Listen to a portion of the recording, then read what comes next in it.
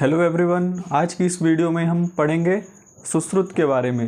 सुश्रुत जो कि आयुर्वेदा के एक बहुत ही महान वैज्ञानिक थे, एक महान साइंटिस्ट थे हमारे इंडियन हिस्ट्री में, तो उनके बारे में हम देखेंगे। पिछली वीडियो में हमने चरक जी के बारे में देखा था कि क्या उन्होंने कंट्रीब्यूट किया था अपनी मेडिकल साइंसेस के थ्रू इंडियन हिस्ट्री में।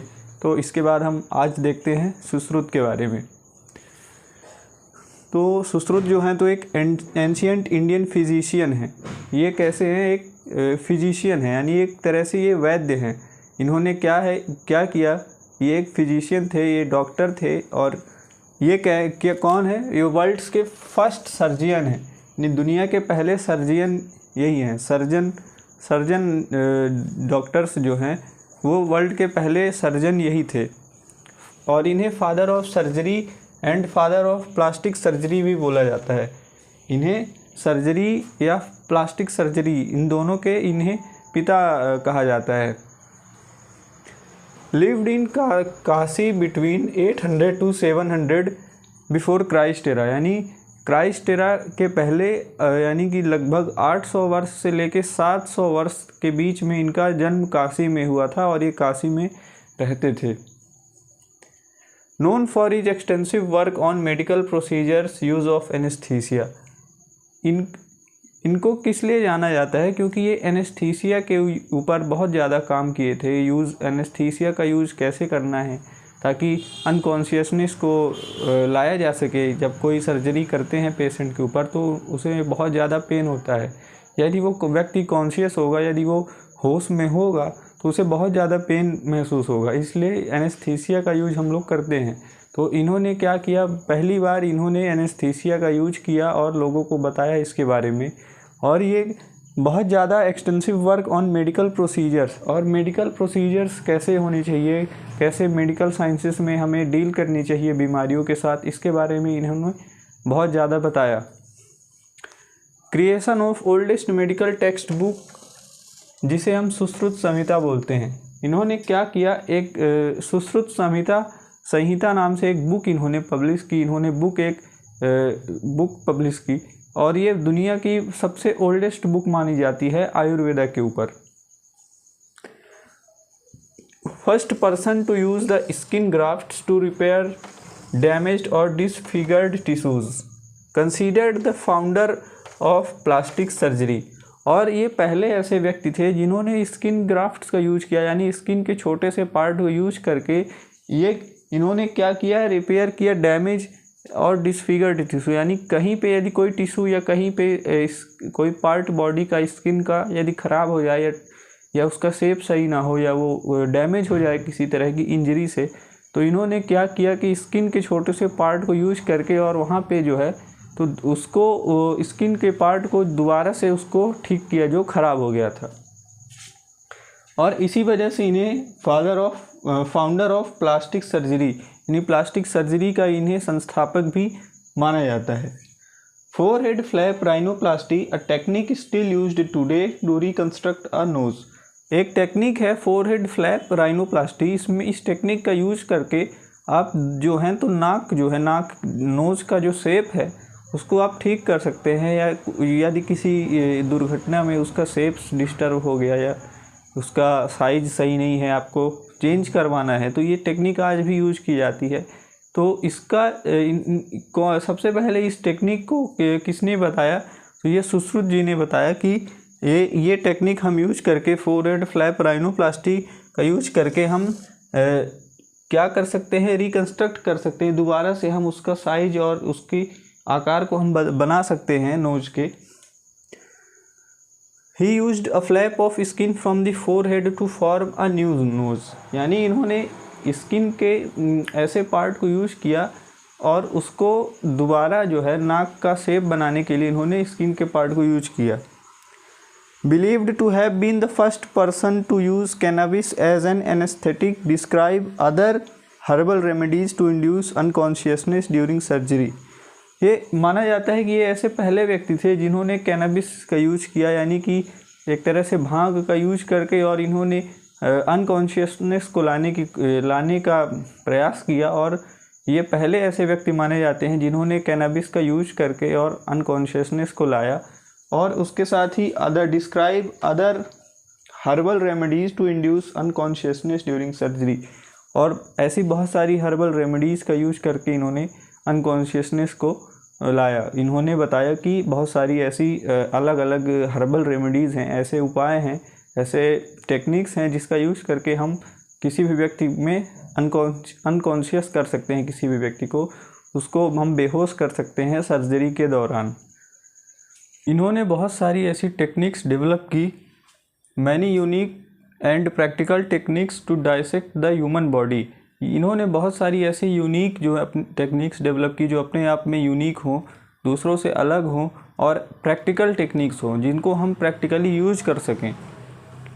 To dissect the human body and study its structure, जिससे कि हम ह्यूमन बॉडी जो है, मानव की शरीर जो है, मृत शरीर जो है, उसको हम डाइसेक्ट कर सकें, उसको हम अलग अलग पार्ट्स में हम उसको डिवाइड कर सकें और उसके स्ट्रक्चर को, इंटरनल स्ट्रक्चर को, उसके बारे में हम स्टडी कर सकें। He taught his surgical skills to his students on various experimental models like incision on vegetables, watermelon and cucumber। इन्होंने क्या किया कि अपने स्टूडेंट्स को बहुत तरह तरह के एक्सपेरिमेंटल मॉडल्स बना करके, प्रैक्टिकल मॉडल्स बना करके इन्होंने अपनी बहुत सारे ऑब्जेक्ट्स में इन्होंने क्या किया कि अपनी स्किल्स जो है अपने स्टूडेंट्स को सिखाते थे, प्रैक्टिकल नॉलेज देते थे।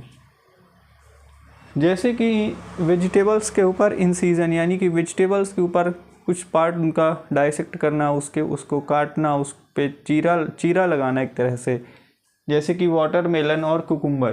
तो ये कुछ ऐसी वेजिटेबल्स थी, ऐसे फ्रूट्स थे, इनके ऊपर ये चीरा लगा करके, इंसाइज करके, एक तरह से उनको काट करके और उनके अंदर के पार्ट्स को दिखाते थे। तो ये एक तरीका था इनका सिखाने का। First person to suggest that a student should learn first about human body and its organs by dissecting a dead body। ये पहले ऐसे व्यक्ति थे जिन्होंने ये सजेस्ट किया कि एक स्टूडेंट को, एक सर्जरी के स्टूडेंट को जो सर्जरी के बारे में सीखना चाहता है, उसे ह्यूमन बॉडी को डाइसेक्ट करना चाहिए और उसके बारे में डाइसेक्ट करके ह्यूमन बॉडी के बारे में, डेड जो ह्यूमन बॉडी है उसके बारे में उसे सीखना चाहिए। कैडेवर का यूज इन्होंने ही बताया कि कैडेवर, या जिसे हम डेड बॉडी बोलते हैं, तो उसका यूज जो है तो इन्होंने ही सबसे पहले बताया था। अकॉर्डिंग टू सुश्रुत जी के अनुसार एक क्या है, कैडेवर कैसे सेलेक्ट करना है, कौन से कैडेवर के ऊपर हमें डाइसेक्ट करना है, उसकी एक प्रोसेस इन्होंने बताई है। कैडेवर के बारे में बताया है कि all his body parts present of a person who had not died due to poisoning. इन्होंने बताया कि ऐसा आपको कैडेवर सेलेक्ट करना है, कैडेवर ऐसा होना चाहिए जिसके बॉडी पार्ट्स सारे प्रेजेंट हो, कोई भी बॉडी पार्ट्स ऐसा ना हो कि बॉडी में ना प्रेजेंट हो, सारे बॉडी पार्ट्स उसकी बॉडी में कैडेवर में होने चाहिए, प्रेजेंट होने चाहिए। Who had not died due to poisoning, जिसकी मृत्यु जो है वो पॉइजनिंग के वजह से नहीं हुई, जहर के वजह से नहीं हुई, किसी पॉइजन की वजह से उसकी डेथ ना हुई हो। Had not suffered a chronic disease, had not attend 100 years of age, और जो क्या है कि क्रोनिक डिसीज से ना पीड़ित रहा हो, यानी एक लंबे समय से वो बीमार ना रहा हो, ऐसे उसके अंदर ऐसी बीमारी ना होगी जिससे वो लंबे समय से पीड़ित हो, क्रोनिक डिसीज ना हो उसके अंदर। Had not attend 100 years of age, और जब उसकी मृत्यु हुई है तो जब उसकी मृत्यु हो तो उसकी उम्र लगभग 100 वर्ष तक उसकी उम्र ना रही हो, यानी कि वो पर्सन जो है तो यंग होना चाहिए, बहुत ज़्यादा उसकी एज नहीं होनी चाहिए। From which faecal contents of the intestine has been removed, और उसकी बॉडी से जो है तो फीकल कंटेंट्स, यानी कि जो वेस्ट प्रोडक्ट हैं, यानी कि जो मल है, वो उसकी इंटेस्टाइन्स में नहीं होना चाहिए, उसकी बॉडी में, उसकी आंत में ये चीज़ें नहीं होनी चाहिए। इसका मतलब इन्होंने एक तरह से बताया कि उसकी बॉडी में कोई भी टॉक्सिक प्रोडक्ट्स प्रेजेंट नहीं होनी चाहिए, क्योंकि अगर टॉक्सिक प्रोडक्ट होंगे तो उसकी जो कहीं ना कहीं उसके एनालिसिस में, उसके कंटेंट्स में, फ्लूइड कंटेंट को देखने के लिए, समझने के लिए उसमें दिक्कत आएगी, उसके रिजल्ट जो है हम सही से नहीं देख पाएंगे। और इन्होंने प्रोसेस बताई कि कैसे एक कैडेवर को हमें तैयार करना है, यानी किसी भी पर्सन की डेथ हो जाए तो उसको कैसे कैडेवर में हमें उसे ट्रांसफॉर्म करना है, कैसे उसे परिवर्तित करना है। तो उसकी प्रोसेस बताई इन्होंने कि body wrapped by bark of trees. सबसे पहले तो जो डेड बॉडी है उसे हमें पेड़ों की छाल में लपेटना है। पेड़ों की छाल जो है, बार्क जो है ट्री की, उसमें हमें इन्हें बॉडी को लपेट देना है। Kept inside a cage should be put in slowly flowing river. और उसके बाद उसको लपेटने के बाद जो है तो हमें क्या करना है, एक उसकी बॉडी को हमें केज में रख देना है, यानी कि एक तरह से गुफा में रख देना है। उसके बाद हमें कुछ टाइम के बाद जो है उसको हमें स्लोली फ्लोइंग रिवर में, यानी धीरे धीरे, जो नदी का फ्लो बहुत धीरे हो, बहुत तेज़ ना हो, हल्का सा जिसका फ्लो हो, बहुत ज़्यादा तेज़ उसकी धारा ना बहती हो, उसमें हमें रिवर में, नदी में उसकी बॉडी को रख देना है। Allowed to decompose in an unlighted area. उसके बाद हमें उसकी बॉडी को जो है तो डिकम्पोज होने देना चाहिए, यानी कि उस जहाँ पे हम उसको रखें उसके बाद वहाँ पे लाइट का प्रेजेंस ना हो। आफ्टर 7 नाइट्स, और सात रातों के बाद, यानी कि इनका मानना है कि 7 रातों के बीत जाने के बाद हमें टेक आउट फ्रॉम केज, और हमें केज से बाहर निकाल लेना है। रिवर में रखने का इनका ये पर्पस था कि जितने भी उसकी बॉडी में टॉक्सिसिटी है वो कहीं ना कहीं रिवर में ही फ्लो हो जाए, इसलिए इन्होंने एक तरह से रिवर में रखने का किया था। उसके बाद इन्होंने केज में रखने के लिए बोला था कि केज में रखिए और वहाँ पे अंधेरा होना चाहिए, और 7 रातों के बाद आपको केज से बाहर निकालना है। Dissect slowly by rubbing it with brushes made of fragrant roots. और उसके बाद आपको डाइसेक्ट करना है बॉडी को, और उसको जो है उसके इंटरनल स्ट्रक्चर के बारे में आपको पढ़ना है, और उसको आपको रब करके, धीरे धीरे से आपको उसको घिस करके और रब करके, उसको हल्का हल्का सा रगड़ के और उसको आपको पढ़ना है, उसके बारे में विजुअली एग्जामिन करना है कि उसकी बॉडी कैसी है अंदर से, उसकी एनाटॉमी कैसी है अंदर वेरियस पार्ट्स की। इन्होंने 12 तरह के फ्रैक्चर्स के बारे में बताया और 6 तरह के डिसलोकेशन के बारे में बताया, और मेंशनड अबाउट फिजियोथेरेपी, और फिजियोथेरेपी के बारे में मेंशन किया। तो आप सोच सकते हैं कि ये कितने ज़्यादा इनको कितनी ज़्यादा नॉलेज थी एंशिएंट इंडिया में, ये कितने ज़्यादा नॉलेजफुल पर्सन थे। Prescribed to induce growth of lost hairs and removal of unwanted hairs. इन्होंने ऐसे कई सारे मेथड्स बताए, ऐसे कई सारे तरीके बताए जिसके थ्रू अनवांटेड हेयर्स को हम लोग रिमूव कर सकते हैं, या हमारे हेयर फॉल हो रही है हमारे अंदर, हमारे बॉडी में यदि हेयर फॉल हो रही है तो उसको भी हम कैसे प्रिवेंट कर सकते हैं, कैसे उससे बच सकते हैं। ऑप्थेल्मोलॉजी, इन्होंने ऑप्थेल्मोलॉजी के बारे में बताया, यानी स्टडी ऑफ आई। इन्होंने आई के बारे में बहुत ज़्यादा स्टडी की और ऑप्थेल्मोलॉजी से रिलेटेड कई सारे कंसेप्ट्स बताए। जैसे कि इन्होंने बताया कि आई में 5 बेसिक एलिमेंट्स होते हैं। आई जो है 5 तरह के तत्वों से मिलकर बनती है, जिसमें इन्होंने अर्थ को भू के नाम से बताया कि is extra ocular solid muscles, यानी जो हमारी आइज़ में ऑक्यूलर मसल्स होती हैं, इन्होंने इसको अर्थ से कंपेयर किया। इसके बाद इन्होंने फायर या अग्नि, इसको बताया कि ये जो हमारी ब्लड वेसल्स होती हैं आई में, उसको इन्होंने फायर या अग्नि के साथ कंपेयर किया। इसके बाद एयर या वायु, इसको आइरिस एंड पपिल, इनके आई के स्ट्रक्चर इनके साथ कंपेयर किया। फिर फ्लूइड या जल, जिसे इन्होंने विट्रस पार्ट बोला। एंड लास्ट में वॉइड या आकाश, यानी इसको लैक्रिमल डक्ट्स, यानी जो हमारी लैक्रिमल डक्ट्स जो कहीं ना कहीं हमारी टीयर्स को प्रोड्यूस करती हैं या सिक्रेट करती हैं, तो उसके साथ इन्होंने कंपेयर किया। Significance end of ethics, code of ethics for medical practitioners, teachers and students. इन्होंने एथिक्स के बारे में बताया कि एथिक्स का क्या रोल है, एथिक्स का क्या इम्पोर्टेंस है, यानी कि रूल्स जो हैं तो सभी को फॉलो करने हैं, चाहे वो मेडिकल प्रैक्टिशनर्स हों, टीचर्स हों या फिर स्टूडेंट्स हों।